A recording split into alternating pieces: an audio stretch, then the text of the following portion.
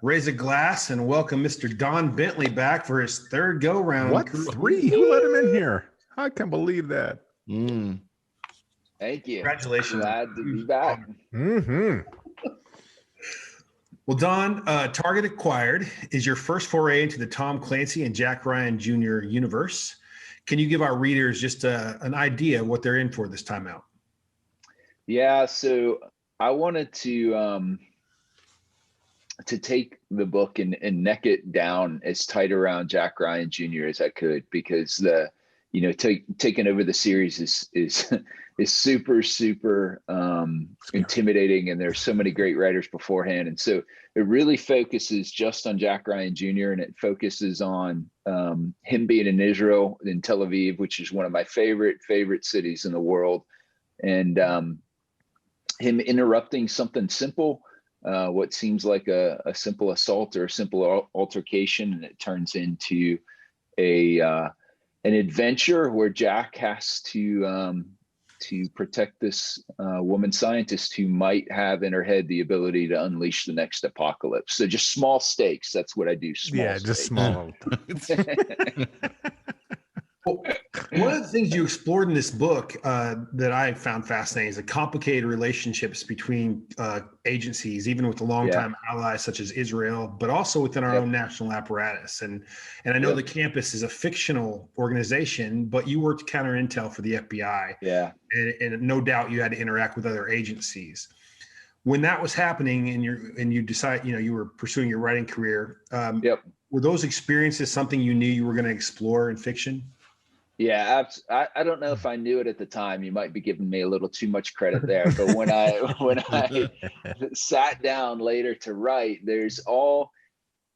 for people who have actually been there, the intelligence agencies do not always play well together. In fact, often don't. And that's why in my other series, my Matt Drake series, that's why Matt is a case officer for the DIA, because the DIA and CIA hate each other and go head to head all the time and compete over funding and really have the same mission. And the same thing with the FBI and some of the other agencies, to the point that when I was an FBI agent, there was another agency that we worked with sometimes where I thought at one point, not that they were going to come to fisticuffs, but they purposely replaced the person who we interfaced with somebody of higher rank, and so in order that they could look at our SAC eye to eye and not be shouted down from the GS scale on it. And so there's for the most part things happen as they should, but there's so much opportunity there to reveal kind of behind the scenes squabbles and what that looks like. And then from intelligence services, it works the same way. I can't remember who said it, but somebody way smarter than me said that there are no real alliances. They're just shared interests. And so you could make an argument that folks in the Five Eyes, and more specifically, like the US and UK have that special relationship, but really you're in it for as long as your interests coincide, and they don't always coincide. And so at the end of the day, that country that you're working with is going to do what's in their best interest, just like we're going to do what's in our best interest. And hopefully that overlaps more than it doesn't, but sometimes it doesn't. And when you're writing about that, man, there's all kinds of cool threads you can pull there. Heck yeah. Chris knows all about that, I'm sure. Yep. In Target Acquired, and you sort of alluded to this at the beginning, that Junior comes face to face with an unknown assailant protecting an unknown person there in Israel, kind of kicks off the action. I have a black belt in Taekwondo and Kempo, and so I found the hand-to-hand combat incredibly realistic. Like, people don't get, especially with sharp edges, the complexity that's involved. So where did you get that knowledge that seemed to jump off the page that made it, for me at least, ultra realistic? I really appreciate you saying that. So somebody else asked me about that and asked me about fight scenes. And I was like, setting aside my real life experience, which I'll come back to, from a writing perspective, there are kind of two benchmarks or bookends, I guess, that I look at. And so you got Brad Taylor, who, when you read his fight scenes, they're incredibly technically accurate because he's done a lot of combatives, I would imagine, as well, from his time being a Delta Force officer and a special operations officer. And then the other end of that is Lee Child, who his Jack Reacher stuff is incredibly stripped down. It's bare bones, but it's really, really powerful, and it has so much punch to it. And I think a lot of times folks get lost somewhere in the middle of that, where it feels like when you're reading a fight scene that you're getting a class on something, rather than, and when you put too much detail in there, it can slow the pacing down. But for me personally, I grew up like probably a lot of us that were drawn to the military with doing different martial arts and stuff. But it wasn't for me until my last part in the Army, is when combatives was coming into vogue. And from the Army perspective, that means kind of jujitsu and that associated stuff. And then when I went to the FBI Academy, and Chris, you probably went to the Academy before I did, so I don't know if it was as prevalent. Not saying you're an old man, but you're a freaking old man.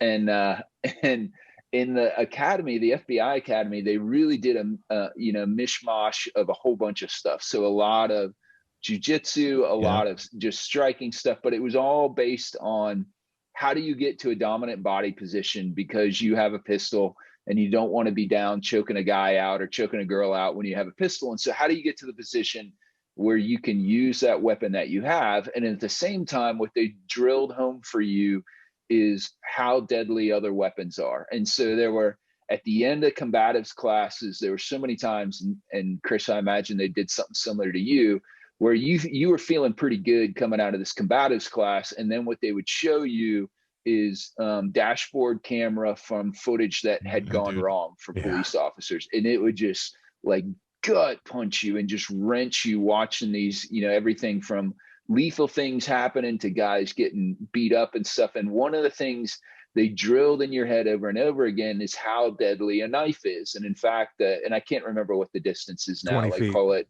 20 feet. Thank you. Yep. That when you take somebody, and we did it, and I'm sure Chris, you did it, and you did it as well. Like you take your pistol, if it's got simunitions, and a guy's standing 20 feet away from you with an edged weapon, and they tell you to draw, and just the difference in action and reaction, and you trying to draw, like that dude is on you, knifing you before you can clear your pistol. And it was such a big wake up call, number one. And so you kind of mash those things together, and what you're really trying to do, and I've never, thankfully, had to personally survive a knife fight, but what you're trying to do is control that blade long enough that you can, draw your weapon or get out of the way or do it. And most of us are not Steven Seagal. And so if you're controlling that blade, it means you're giving up something in return. And so I really tried to bring that to the fight scenes, the stuff that either I'd seen before or kind of experienced, thankfully, with folding blades instead of the real thing. But man, it'll terrify you when you see it in real life. I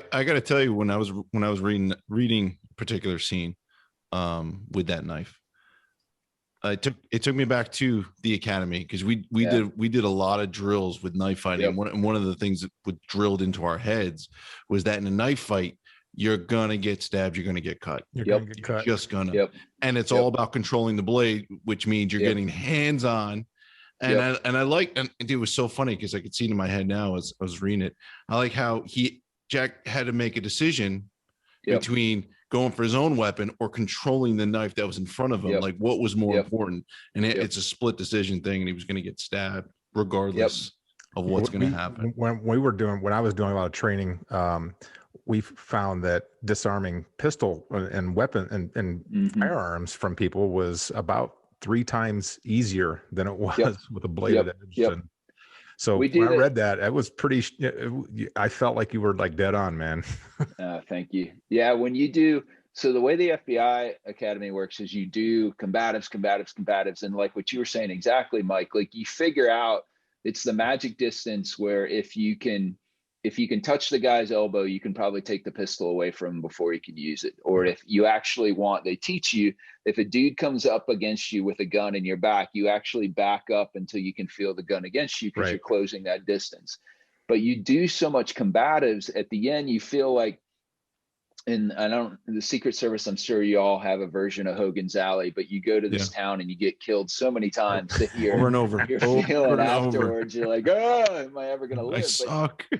For us, though, what was really cool is they do this culminating exercise from a combative's perspective, where you have your pistol and it's simunition, and you walk into the proverbial padded room, and the instructor tells you face the wall, and you face the wall, and he says, act like you're getting money out of an ATM. And so you kind of put you in, and as soon as your hands are up, some dude just crushes you from behind and puts you against the wall. And so you're fighting, and the guy's trying to take your gun. And at the, it kind of gets blurry or whatever. And at the end, you've either shot him or you've done what you had to do. And the instructor says, stop. And then for me, I remember him saying, did you arm bar him? And I'm like, no. And I'm like, yeah, you arm barred him and dragged him across the wall and threw him on the ground. And he's like, did you do a contact shot? And I'm like, no. And he's like, yeah, you shot him twice. You jammed your weapon, you cleared it. And then so it's like, you've drilled so many times that stuff just happens automatically. And so from that standpoint, you're feeling really, really confident. But then you see, like I said, all of those dashboard cams, or when you can't control the situation or where it goes wrong. And so I feel like they give you that healthy balance of hopefully trying to be somewhat confident, but realizing what the dangers are out there. And I tried to bring that to the fight scenes, again, using kind of what Brad does and what Lee Child did is kind of my two bookends. Well, we loved it. Good examples. He's fucking awesome. Hey, I don't know if our viewers know this or not, but you wrote the last Matt Drake thriller, The Outside Man, and the latest Jack Ryan Jr. thriller, Target Acquired, concurrently.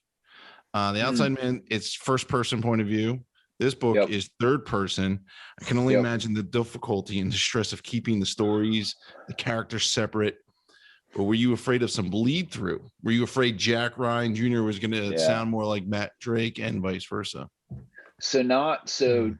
Just when I talked to both Brad Taylor and Mark Graney, both of those guys had written 2 books a year for a while. What their counsel to me is you can't write 2 books concurrently. What you have to do is write them sequentially, but write them fast. And so I did that with this one, where I finished my Matt and then went straight into Target Acquired, and now I'm in the middle of the Matt one again. But to your point, there's a lot of, Brad talks about it a lot in his book of just within the book, like fight seats or gun fights or whatever, you can only do it once, right? So if you have a fight in a car, you can only have a fight in a car once. But what you end up doing a lot of times is kind of defaulting to a scene that you've written before, a kind of character that you've had before, because it feels familiar. And that's what I had to fight against while doing these books. And frankly, what I had to fight against somewhat with doing my next Matt book, because you're writing something, you're like, oh yeah, this feels really good. And you're like, this is the exact same plot of the freaking book I just wrote that has something different. And so there was certainly some of that. Yes. And then also I write more organically. And so from Tom Colgan is, he does a great job of being the guardrails for this book series and helping you stay within what's been done before. And so you talk about plot with him before, and some folks, like he said, Mark Cameron, a lot of times he and Mark Cameron will shoot, plots and throw stuff around for an hour and a half. He and I talk kind of briefly about it. And he's like, here's what you got to do. You got to write a 4-page synopsis, and the foundation has to sign off on it. And he's like, but I know you write more organically. So, whatever you end up with is what you end up with is fine. And so I wrote this 4-page synopsis and then started iterating on it, and then realized I was doing some Matt stuff. And so changed it. And so when I got done, the UK does their own version of the book cover. And so he came back to me and he said, hey, they want to do their version of the book jacket. Could you look at the 4-page synopsis that you turned in a year ago and tell me how much of this is still good so I can send it to him? And so I read it and I was like, about the first paragraph is good. The rest of it is all, but a lot of it is kind of what you were talking about, is that you don't realize that you're defaulting to something comfortable, and comfortable usually means something that you did before. And so it was a lot of that. I think the difference in first person and third person was good, because I could separate in my head Matt from Jack Ryan Jr. because of that. But there's a scene in the book where Jack Ryan Jr. calls back to John Clark to have a conversation with him. And an earlier version of that, he was a bit more snippy than he is in the book, like a bit more. And Colgan came down with the hammer of Thor, and he's like, that is Matt Drake. That is not Jack Ryan Jr. He would never talk to John Clark that way. Get it out of there. And then he hits and you. By the way, isn't it the Tom Colgan? The Tom Colgan. Oh, that's don't correct. forget. That's correct. You don't want to forget that. Yeah, that's in the contract. The Tom Colgan. I can hear the rage emanating from his voice. Yeah. Oh my gosh. Takes very little imagination. Like a drill sergeant. Yeah. Scary. Well, I want to go to another aspect of this book. Yeah. Among my very closest friends, many of them have special needs children and several autism. And I worked with special needs students for several years, actually, in high school. In the high school, not when I was in high school. The scenes with Tommy are rendered beautifully and accurately from my experience in that field. And they give us a kind of an extra window into who Jack Ryan Jr. really is at his core. Yeah. What was the inspiration for that part of the story? So my wife is, she doesn't teach special needs, but she teaches dyslexia and reading intervention. And a lot of times those things will cross from one side to another. And so some of it is talking to her or was talking to her about the kind of kids she sees and what's really going on in the kid, in the child's mind that we don't realize, what is actually going on in there? How do they, sometimes where you get glimpses and not, and then what it's like, to be a parent of a special needs child like that. And the scene you're talking about, or one of the scenes you're talking about, Jack watches this interaction between a mother and a child, and the child is very rarely verbal. And when he is, it just blows the mom away and it changes her whole day. And so I wanted, Jack is such an iconic character. And so, like I said, there's a tremendous amount of pressure to come in and write this and do justice to it. But part of it was trying to figure out, like, how can I show this aspect of him being such a good guy from a different perspective, right? And to do it in a way that's a little different. And so I had my daughter, it was kind of a compilation of two things, was having that special needs child, and then my daughter is a Captain America fanatic, and actually I'm sporting the Captain America today. And she has this little Captain America figurine that she hangs from the rear view mirror of her car. And so, like, those two kind of things came together. And I thought, when I was picking Mark Graney's brain a lot about who Jack Ryan Jr. is, and he's Superman, like he's the best guy in the world. He has these kind of attributes. Mark has, and I can't remember which soccer player, because I'm not a soccer guy, but he even had in his mind a soccer player that Jack Ryan Jr. looked like, this, All-American guy or whatever. And so part of it coming from as the new writer is, how do I show that the guy is that incredible character in a way that's different. And so all of those things kind of came together, and that's where the special needs aspect was born. Beautiful. Love that, man. Thank you. Thank you. So, well, I've never been to Israel, but after reading this, I really felt like I had taken a trip there. And you mentioned that this is one of your favorite places on the planet. Yep. And so in this COVID era, obviously travel was just shut down for everybody. So when were you there? And then what did you go back and look at home movies or pictures, or how did you kind of bring that back to your forefront of your thoughts when you're writing this? So I've had the great fortune for the last 9 years off and on to work with Israelis and Israeli companies. And so to answer your question quickly, I went 9 years ago when I was working with my first Israeli company. I got to go to Tel Aviv. And then when I started my current job 3 years ago, I get to go back again and go to Tel Aviv and all across. And so one of the things that's incredible about Israel is that everybody serves in the IDF, right? As soon as they're done with high school, they spend like 2 years in the IDF. And so what that means is two things. Israeli firms who work in the defense industry, what in America, right, less than 0.5% of people who've served in the armed forces. And so if you're an engineer trying to design a piece of equipment or technology for SOCOM, you're an American, you've probably never even served in the military, let alone met somebody who's a special operator or something. In Israel, everybody is served. And so even the engineer who's writing code is probably not from the special operations community, but is somebody who has served and has some kind of idea. And then the company I work for now, or did work for, I'm actually in the middle of transitioning to writing full time. He was a special operations guy who, during the Second Lebanon War, went into Lebanon with his team, thought they owned the night and they were invisible, and they were not, because the Iranians had provided Hezbollah with Russian-made thermal sights. And so he was shot, a bunch of his team members were killed, and so he came back to solve that problem. And so the other thing you get in the IDF or in Israel is this super quick ideation where you will literally give something to the IDF and they will go use it and provide you feedback on it immediately. And it's just, what you see what's going on now, the travesty with Hamas. I mean, I had two of my Israeli counterparts over, and they're literally showing me videos that their son took standing on their front porch of rockets arcing over their head. And that's just another day in Israel, right? And it's not always that bad, but you have that country, this beautiful country, the Middle East's only democracy, this thriving entrepreneurial spirit in Tel Aviv, at the same time is bounded by, for the most part, people who wish them ill. And so it foments this really interesting people who, incredible to work with, incredible allies. And man, I was so happy that I could tie that in and make that a huge part of Target Acquired. Yeah, I felt like we were there for sure.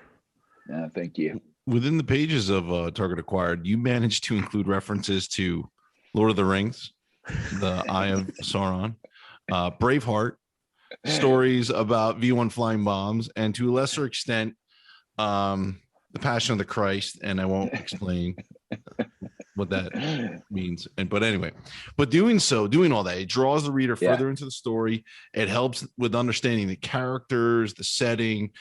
But were you actively thinking of those references when you plotted the storyline, or does the storyline itself provide the inspiration to those connections? Yeah, when you say plot there, Chris, that gives me way too much credit. Writing a book, as the words are middling forth in tiny quantities that I have to link together and form a book out of. I think, for me, two things. Like we've talked about before, since I'm lucky enough to have been on here twice before, how big an influence that kind of movies and pop culture, literature and stuff play for me.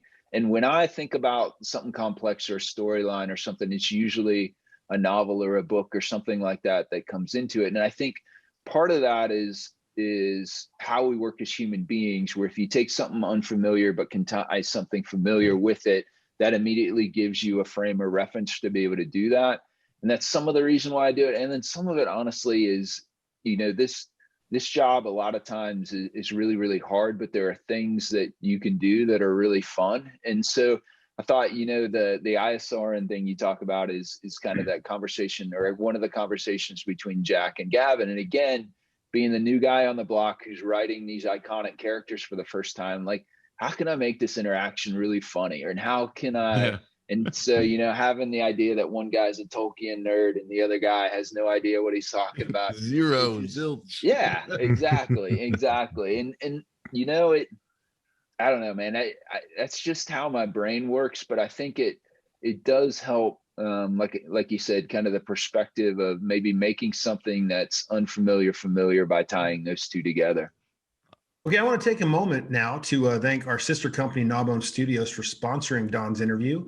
Check out their latest trailer of Joe Goldberg's The Spy Devils.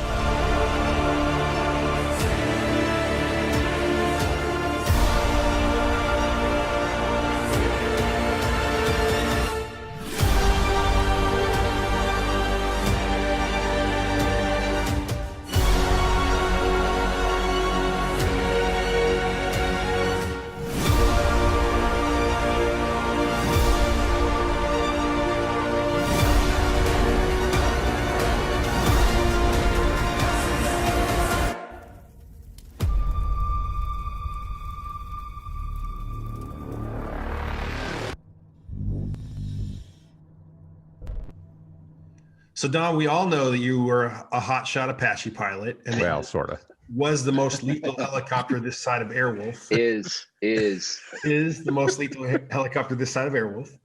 But there was some aviation tech in this book that went beyond your experience. And I was wondering, who was your go-to source for the info on the jet scenes?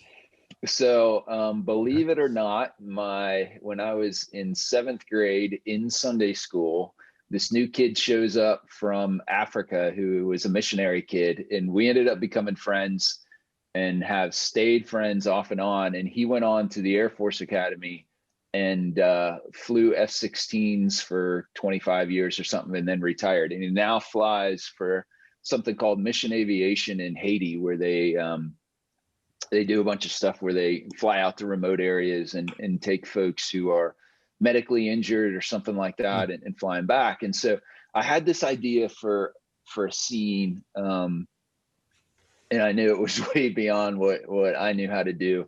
And so I, first was just reached out to him. His name's Eric Fagerlund. He's a retired lieutenant colonel. I said, "Hey, Eric, I got this kind of crazy thing for you. And it might be a Tom Clancy book because people like Tom Clancy." And so I was like, "Will you read this?" And so he read it, and then we did a couple Zoom calls together. And what I'll say is that scene that, just like with my Matt Drake stuff, like the Hey-Ho scenes or the distance shooting with my Matt Drake series, and actually Jason Beefley helped me with this too. He's a retired sergeant major from Delta Force. And so he's my go-to guy for ground stuff and shooting and all things like that. And when he tells me something, I think about it for a while. And if it fits with the story, I keep it. And if it would be cooler if I change it, I change it anyway and then apologize later.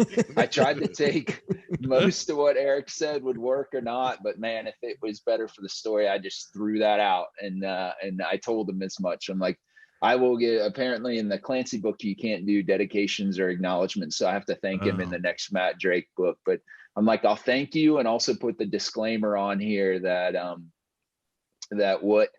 anything that doesn't ring true is because I screwed it up, maybe purposely or not purposely. But one of the scenes, or one of the parts of that is very much true, is there's this crazy story after 9/11 of these two Air Force pilots who were up in DC who were scrambled and wasn't time, or they didn't have armament there, and took off with two empty F-16s. And their job was to find that fourth plane and crash their F-16s into it to bring it down. And so I mentioned that a little bit in the book, but that absolutely happened. And the female pilot has been interviewed a couple of times, but a lot of times you just shake your head over that, or what in the world must have been going through their minds as they're looking for a passenger plane that they're going to have to crash their own plane into. So wanted to pay a little bit of tribute to that. And then you kind of alluded to it before, without giving it away. There's a portion of the Battle of Britain that's always been pretty fascinating to me. And I wanted to try and pull those two things together and make an F-35 the star. Cause that's one of I told you guys before, when I got handed the opportunity to do this, super, not stressed, but super thoughtful about the legacy that I got to take on. And so one of the things I wanted to do is say, what did Tom do that I love?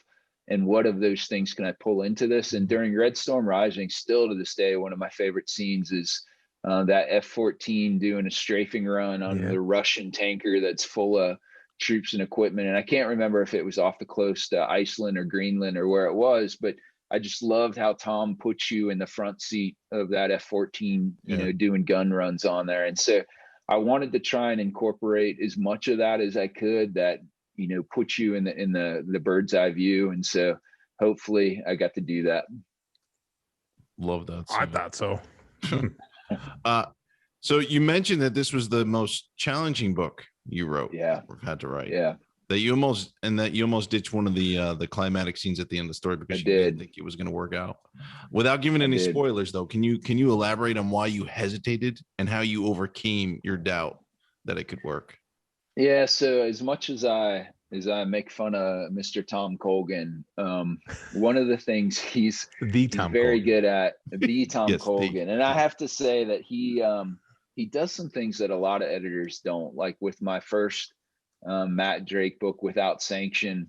When I got the final copies of the book, he had taken and hand wrote a note in cardstock and put it in there, like how proud he was of me and how proud he was of the book. And then with Target Acquired, he sent me this long email about, how because there were several times I called him and I was like, I don't know if you got the right guy for this. Like, I don't know if it's too late, but I don't think I can do this. And it's like, you're the right guy. You're the right guy. No, it's too late. Just this beautifully eloquent, kind of funny email, but at the same time, very touching of, I told you were the right guy.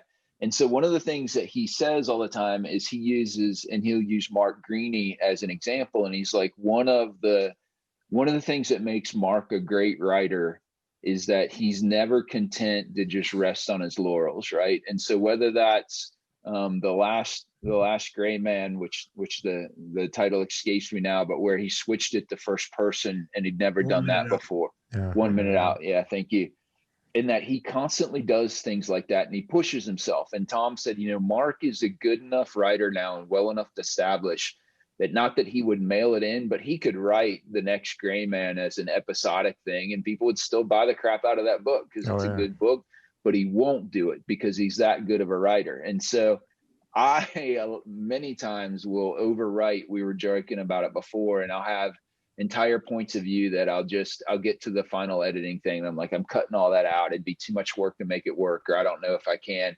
And so I had a really climactic scene in the middle of the climax where I'm like, this is a really cool scene, but if you as you're doing the climax, if you resolve it too quickly, then you lose the tension of what's going on around you, right? And if you take too much where you're cutting away, then that waters down the tension of the main thing that's happening. I was like, this is just too complicated. I can't do it. And then I heard like Tom Colgan whispering in my ear, be Mark Greaney. And he didn't say that, but he was shaming me to try and do it. And so I would show you the floor of my office right now, but my wife would kill me because I got crap everywhere.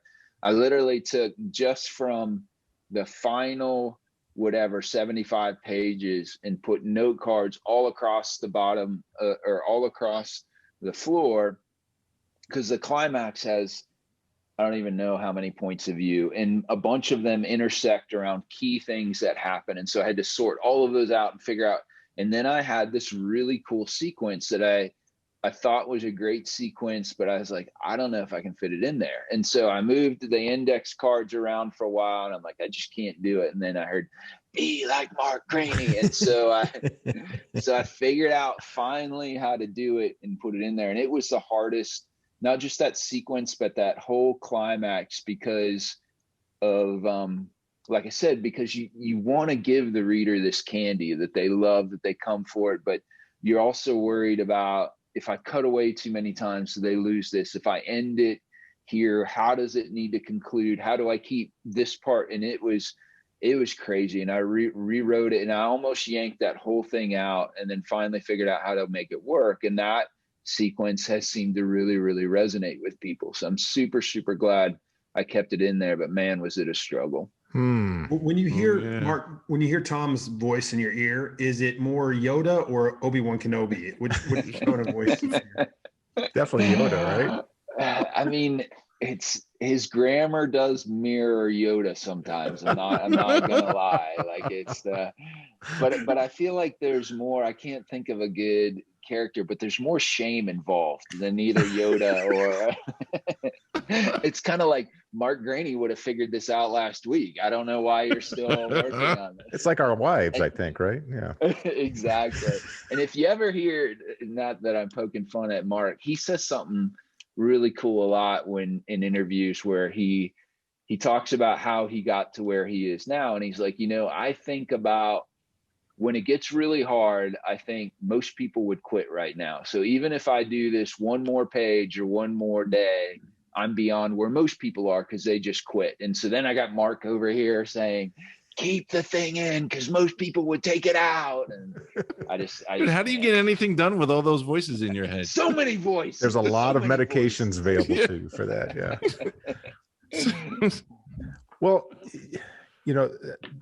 a lot to be said about success starts on the shoulders of giants, right? The people that came before you. So, And, you've talked all about Mark and Tom and the guys who were really involved with Clancy early on and all this. So I know you wanted to appeal to Tom Colgan and everything he knew about it. And you wanted to appeal to Tom Clancy's family legacy and fans.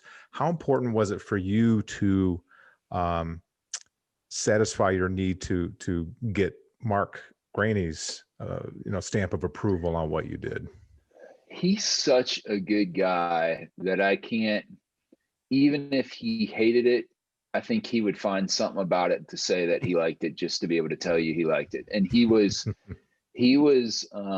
when Tom Colgan originally came to me with the opportunity, and I think I've talked with you guys about this before. I reached out to two people, and it was like Brad Taylor and Mark Graney, and they ended up being like the bad angel and the good angel. And Brad's like, hardest thing I ever did, and Mark's like, you can do it.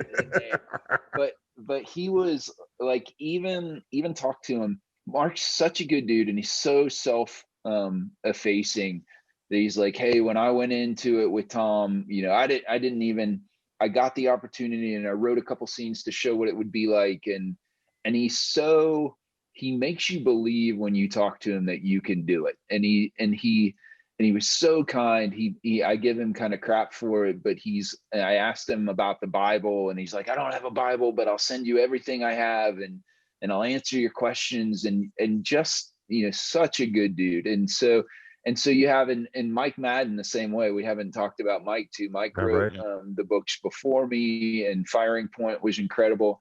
And the amazing thing I think about this genre in general, which you guys have experienced too, is how supportive folks are. And in the Clancy universe, it's like that on steroids. Like every one of those guys, you felt like we're genuinely rooting for you. I'd get text messages or whatever from Mike Madden, and he's like, you're feeling overwhelmed right now, but you can do this. Like, you can do this.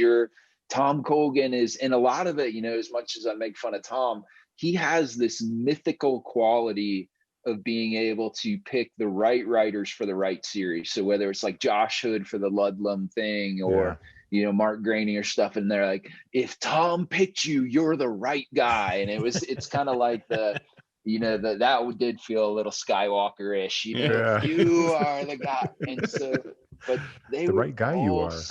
Yes, they were all such good dudes. And even Mark Cameron, because he, like I said, he did something unintentionally in the end of his book, which threw me for a loop, and mine. And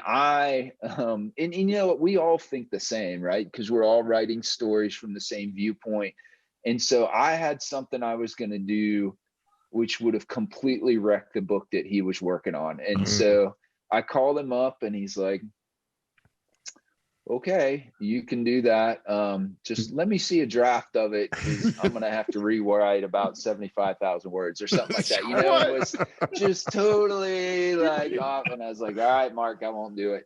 But I mean, everybody in there, super, super supportive. And at the end of the day, that's all you want. Like, the fans are incredibly important. Tom Colgan's incredibly important. But I think one of the things that matters the most to you is respect from your fellow writers, and respect from the folks who've done it before. Because it is, that legacy that Tom wrote or left, it's almost like the only thing I can think that's close to it is like you get to write a movie for Star Wars or something like that, right? Like this incredible thing that so many people have played a part in, that the person who did it, and they're giving you the keys to that car for a book, and man, you don't want to bring it back dinged up afterwards. Yeah, no doubt, man. Well, Don, you have survived your third regular portion of the show. It's big deal. I mean, once is incredible, twice is almost Medal of Honor worthy. But we want to raise a glass to you thank you for having me.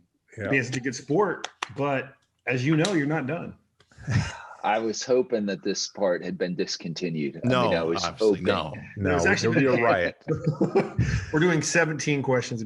Oh, lovely. So I'm going to start, and you have a brilliant imagination, as we've established during the course of this and other interviews, but could you have foreseen in your wildest imaginations the devastation that you would unleash when you named a character in the book Chris Albanese? I mean, you're literally about ruined the entire Clancy series. Well, what's even better than that is I can't remember if it was the last interview where I talked to this or off the camera, but I said something to him, and Chris's wife, who is actually also a law enforcement professional, walked by and said, "He can't shoot, we're shit."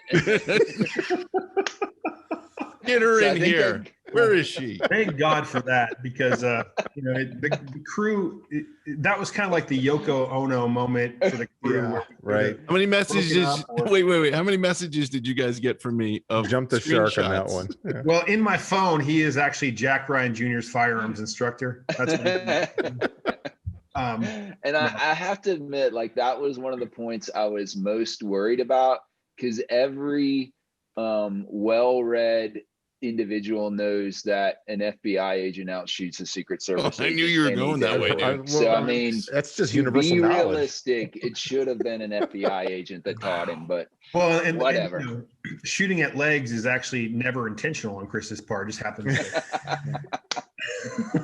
Got to use what God gives you, right? Okay. Now, my second question. This is a little bit inside baseball, but what kind of broken system failed to award Sing Street the 2016 Best Picture Academy Award? That is a fantastic movie, and not because it has both Irish people and singing in it, so you can't go wrong between those two. Not at all. And the mom in Sing Street is in the second best musical movie ever, The Commitments, as one of the main things. So it's just and the girl is in the Freddie Mercury biography. So Sing Street has to be in my next book. That's Sing Street and Lord of the Rings. All right, absolutely. The next Shen Bet facility. Exactly. Okay, my next question, and I'll say I had a little help with this. I won't say from where. If you had to join a boy band, which one would it be and why?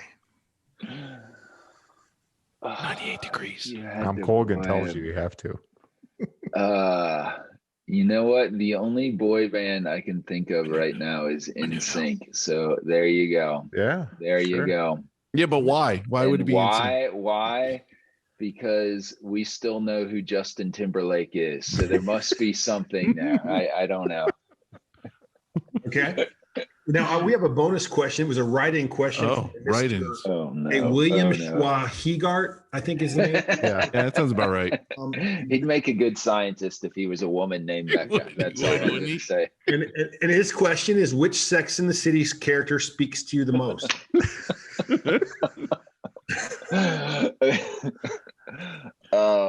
I'm going to have to phone a friend on there. Chris, who's your favorite one?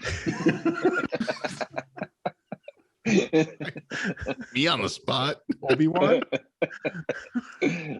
Bill and I decided it was Charlotte, just to let you know it was Charlotte. Okay. Oh, okay. Absolutely.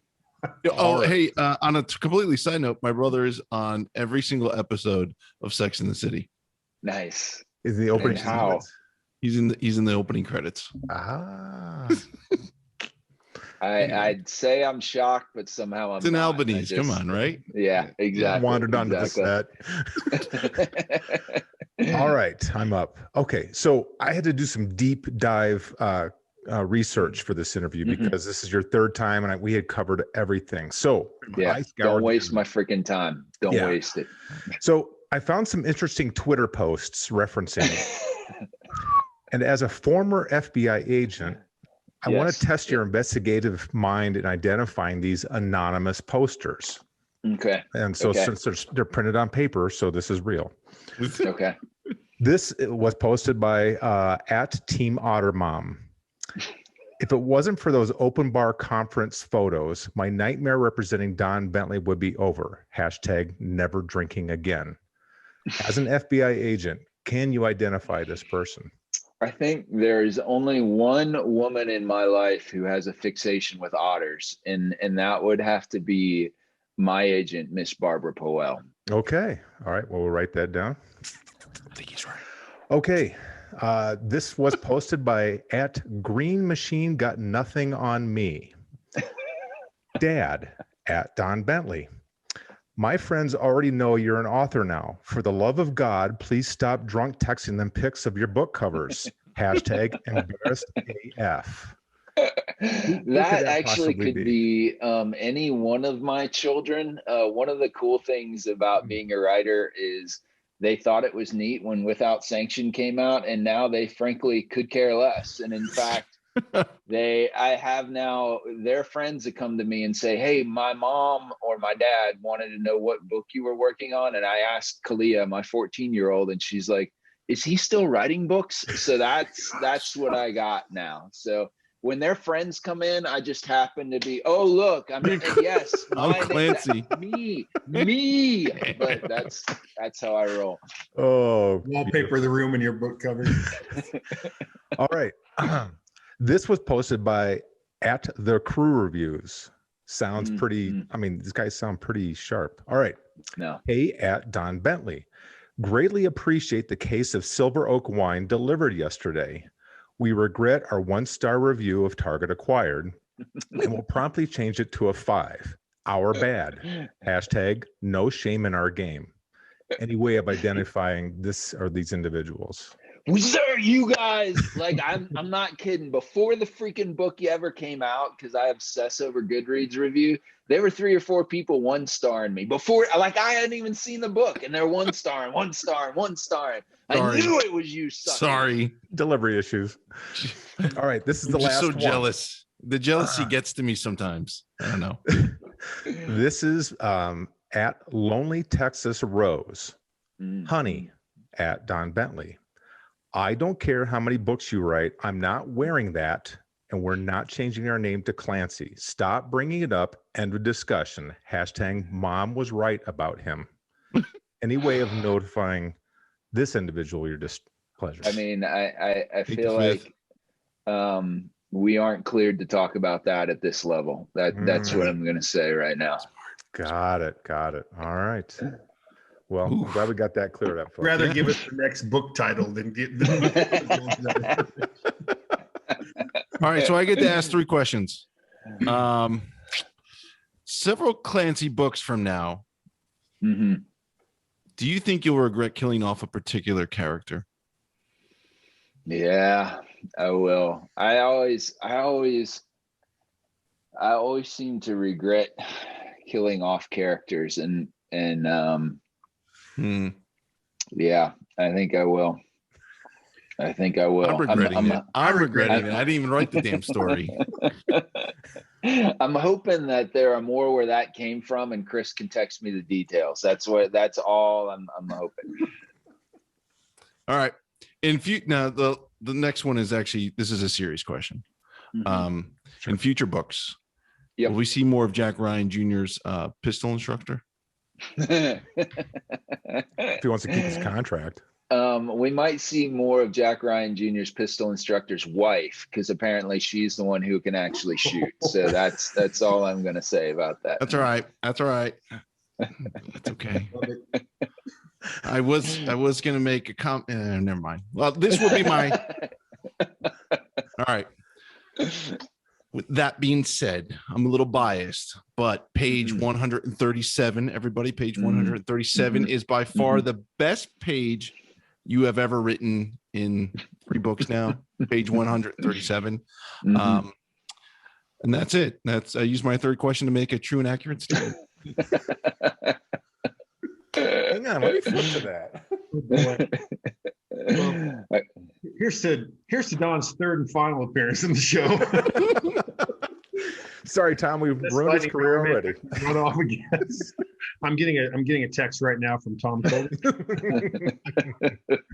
Dude, I love this book. I loved it. Thanks, man.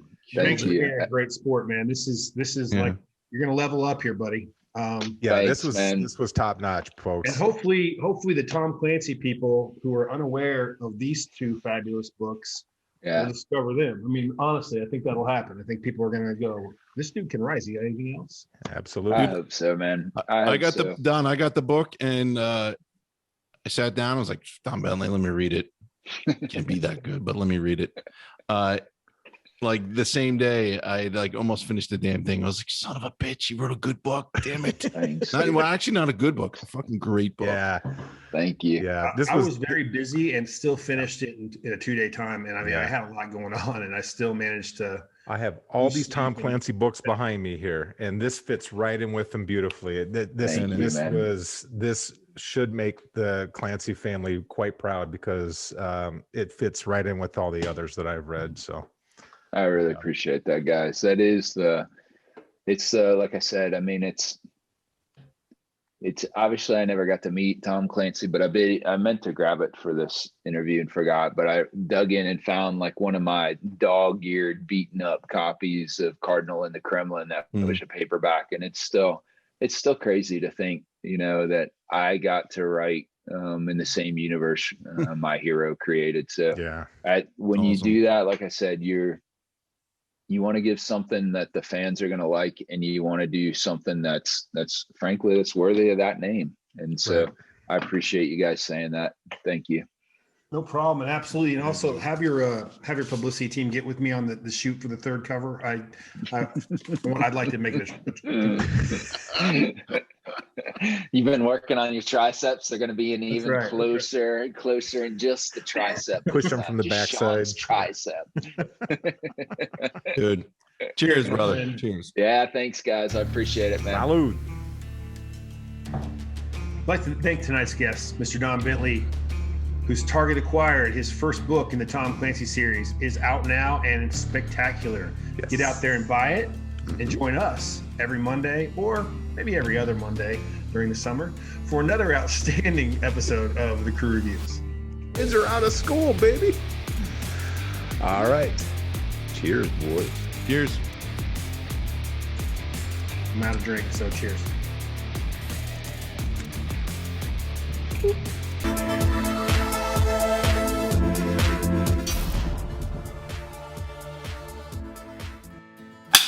And here we are. This is the outro for Hold on. Clancy. I gotta get things ready. Wait. What? Oh, hang on.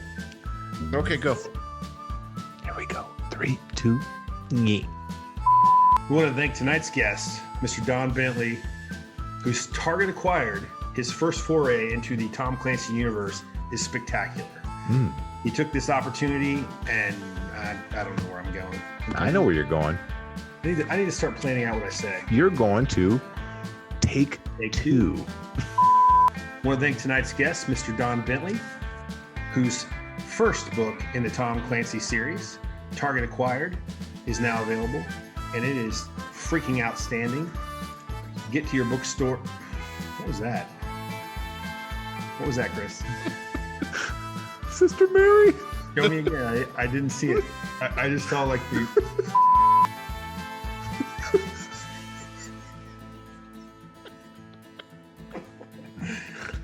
That's not what I saw. Corner of my eye, I was like, what was that? Oh, you know what it is. Yeah. All right. And take 2, 3, go. We'd like to thank tonight's guest, Mr. Don Bentley, third-time crew guest. Mm-hmm. Yep. Mm-hmm. I really hate you, Chris. I really hate you. I thought, why are you looking? Okay. And yeah.